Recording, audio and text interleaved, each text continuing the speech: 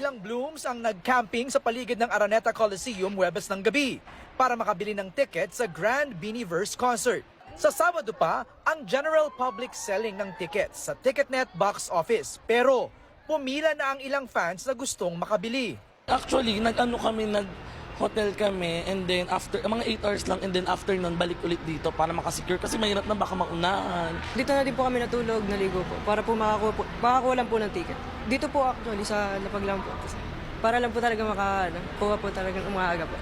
Pero matapos ang ticket selling schedule ngayong araw para sa mga exclusive members ng Beanie website, inanunsyo ng Star Music na mabilis na na-sold out ang tickets para sa 2-night concert.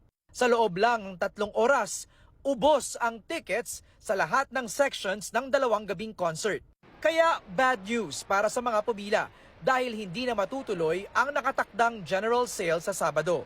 Sa event naman na dinaluhan ng Beanie, umaapaw ang pasasalamat ng 8 sa mainit na suporta ng kanilang fans sa nalalapit na concert. Actually, hindi po kami makapaniwala nung sinabi po sa amin kasi wala kaming signal dito. Sobrang thankful talaga kami, Blooms, and we're so grateful and never namin in-expecto na biglang may sold out in 3 hours. Grabe.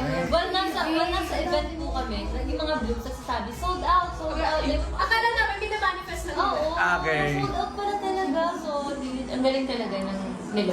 MJ Felipe, ABS-CBN News.